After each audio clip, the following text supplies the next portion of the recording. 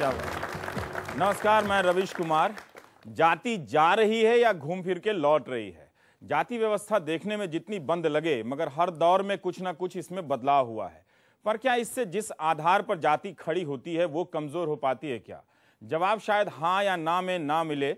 चंद्रभान प्रसाद और मिलिंद कांबले ने times of India में एक लेख लिखा है और महाराष्ट्र के सांगली जिले का उदाहरण दिया है, जहां 17 दलित उद्यमियों का उसमें अध्ययन हुआ है और ये बता रहे हैं कि पूंजीवादी सिस्टम में, कारखाना सिस्टम में, असेंबली लाइन प्रोडक्शन में जातिगत मान्यताएं ज्यादा कमजोर होती हैं। एक दलित उद्योगपति अशोक खाड़े साहब का जिक्र है कि उनकी कंपनी और खेत में कोई 4,500 से ज्यादा लोग काम करते हैं और ये सभी अलग अलग जाति के हैं और साथ ही इनके लिए किसी दलित उद्यमी के कारखाने में काम करना जाति का सवाल भी नहीं है। जाति से बड़ा है पैसा, ये कहते हैं। सुनने में बहुत अच्छा लगता है, लेकिन ऐसा है क्या? अनटचेबिलिटी इन रूरल इंडिया 2006 में यह किताब सेज पब्लिकेशन से छपी थी, जिसे हर्षमंदर, घनश्याम शाह, सुखदेव थोराट, सतीश देशपांडे जैसे लोगों ने 11 राज्यों के कोई 550 गांवों, उससे भी ज्यादा गांवों का सर्वे कर इसमें बताया था कि भारत में, ग्रामीण भारत में छुआछूत के कितने अनेक प्रकार हैं और आज भी मौजूद हैं। ऊपर से आप आए दिन अखबारों में जातिगत हिंसा की खबरें भी पढ़ते रहते हैं। क्लास यानी वर्ग में चले जाने से क्या जाति यानी कास्ट बदल जाती है क्या? और जाति की पहचान पेशे से थी, मतलब आप कौन सा काम करेंगे ये जाति के हिसाब से तय होता था।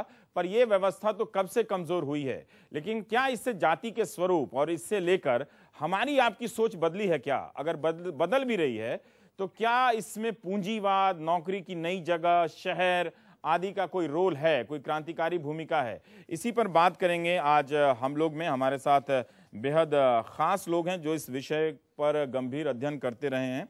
प्रोफेसर अश्विनी देशपांडे जी हैं, आप डिपार्टमेंट ऑफ इकोनॉमिक्स और दिल्ली स्कूल ऑफ इकोनॉमिक्स से हैं और आपका बड़ा लंबा अध्ययन का है।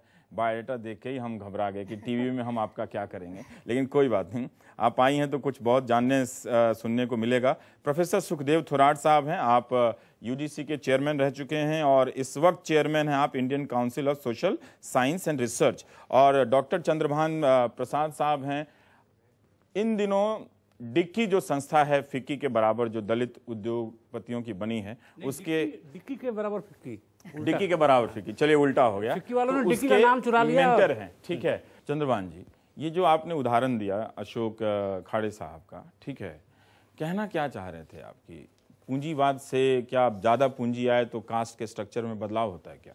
देखिए, जो वहाँ पर महिलाएं जो हैं अपर कास्ट की, जो उनके फार्म हाउस पर काम करती हैं, हाँ, उनका कहना है कि खेत नहीं है, एक कारखाना है, ठीक है, क्योंकि उनके हाथ में ग्लव्स हैं।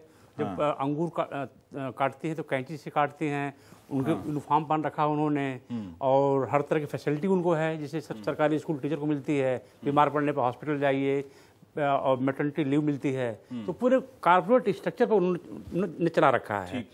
तो उसमें वो कहते हैं कि तो कारखाना है। ठीक वैसे जैसे दाई बनना अपर कास्ट की महिलाओं को मंजूर नहीं था, पर जब नर्सिंग सिस्टम आया, जहाँ पर यूनिफॉर्म है, हॉस्पिटल है, तमाम चीज़ें हैं, तो आज नर्सिंग स्कूल्स में एडमिशन के लिए इतनी भीड़ लगी रहती है। तो जो भी जितना मॉडर्न करेंगे वहाँ से जाति उतना दूर हटेगी। अच्छा, पर थोराट साहब, एक हकीकत ये भी है कि बहुत सारे काम हैं जो किसी भी जाति के लिए नए हैं। अब आप कह रहे हैं कि एक कॉरपोरेट या एक तरह से जितना मॉडर्न करेंगे उसमें कास्ट का उतना रोल कम होगा, लेकिन मैं ये जानना चाहता हूँ, कहना नहीं चाहता, लेकिन फिर भी बहुत सारे काम हैं जो हायरार्की में, प्रोफेशनल हायरार्की में भी नीचे माने जाते हैं, जैसे बॉडीगार्ड हैं या आप दरबान बनते हैं या सिपाही बनते हैं।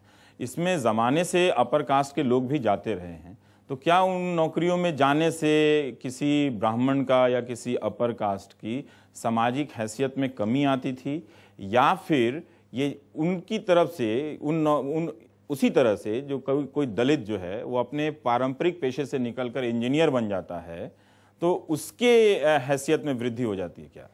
या हम देखते हैं कि एक मॉडर्न टैग लग गया है बस इसमें? नहीं, इसमें दो बातें मैं कहना चाहूँगा कि आर्थिक सुधार आ जाता है, जॉब परिवर्तन हो जाता है, तो भेदभाव में परिवर्तन ज़रूर आता है, इसमें कोई डाउट नहीं है। गांव में एग्रीकल्चर लेबरर है और शहर में क्लार्क है या ऑफिसर्स है, इसके तरफ हाई कास्ट का देखने का जो रवैया है, बिहेवियर जो है, उसमें तब्दीली आती है, चेंज आता है। लेकिन ये मान के चलना कि इकोनॉमिक प्रोग्रेस, एजुकेशनल प्रोग्रेस होने के बाद डिस्क्रिमिनेशन, कास्ट बेस्ड डिस्क्रिमिनेशन खत्म हो जाएगा, ये गलत है एक तरीके से।